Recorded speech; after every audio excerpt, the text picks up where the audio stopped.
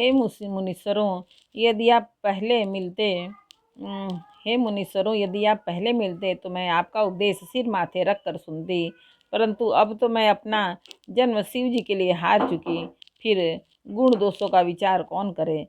यदि आपके हृदय में बहुत ही हठ है और विवाह की बातचीत बरेखी किए बिना आप से रहा ही नहीं जाता, तो संसार में वर कन्या बहुत है। खिलवाड़ करने वालों को आलस्य तो होता नहीं, और कहीं जाकर कीजिए।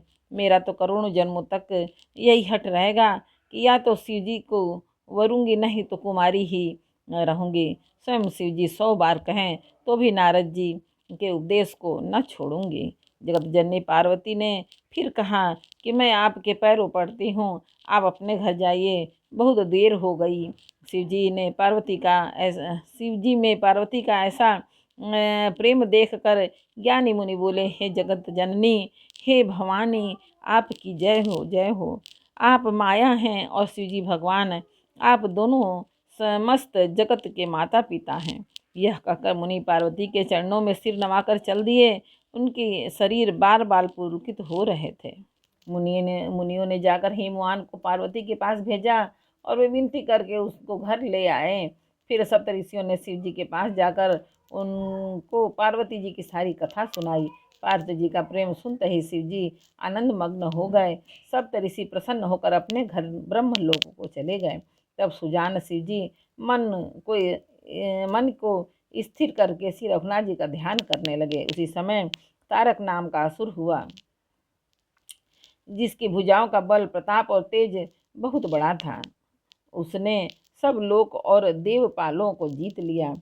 सब देवता सुख और संपत्ति से रहित हो गए। वह अजर अमर था, इसलिए किसी से जीता नहीं जाता था। देवता उनके साथ बहुत तरह से इनकी लड़ाइयाँ लड़कर हार गए। तो उन्होंने ब्रह्मा जी के पास जाकर पुकार मचाई। ब्रह्मा जी ने सब देवताओं को दुखी देखा। ब्रह्मा जी ने सबको समझाकर कहा, इस दैत्य की मृत्यु तभी होगी जब शिव के वीर से उत्पन्न पुत्र उत्पन्न हो, जिसके युद्ध में वही जीतेगा। मेरी बात सुनकर उपाय करो, ईश्वर सहायता करेंगे और काम हो जाएगा। सती ने जो दक्ष के यज्ञ में देह का त्याग किया था, उन्होंने अब हिमाचल के घर में जाकर जन्म लिया है।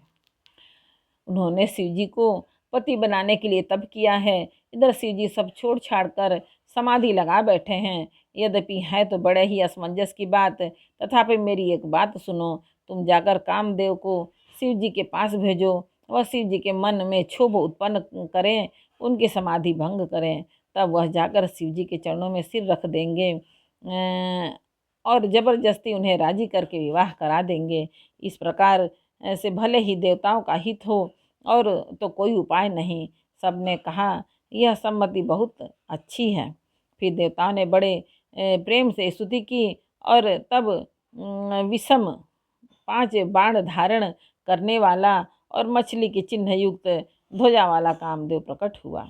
देवताओं ने कामदेव से अपनी सारी विपत्ति कही। सुनकर कामदेव ने मन में विचार किया और हंसकर देवताओं से यूँ कहा कि शिव जी के साथ विरोध करने में मेरी कुशल नहीं है, तथापि मैं तुम्हारा काम तो करूँगा, क्योंकि वेद तुम्हारे लिए उपकार को परम धर्म कहते हैं।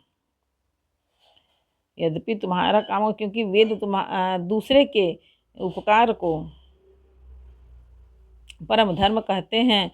जो दूसरे के हित के लिए अपना शरीर त्याग देता है, संत सदा उसकी बड़ाई करते हैं। यो कह और सबको सिर नवाकर कामदेव अपने पुष्प के धनुष को हाथ में लेकर बसंत आदि सहायकों के साथ चला।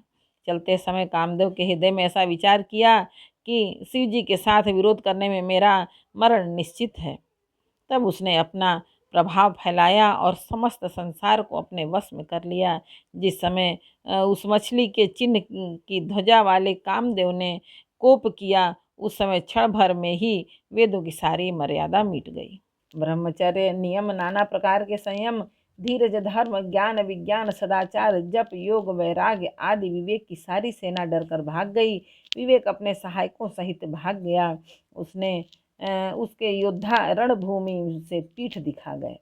उस समय वे सब सदग्रंथ रूपी पर्वत की कंदराओं में जा छिपे, अर्थात ज्ञान, वैराग्य, संयम, नियम और सदाचार आदि ग्रंथों में ही लिखे रह गए।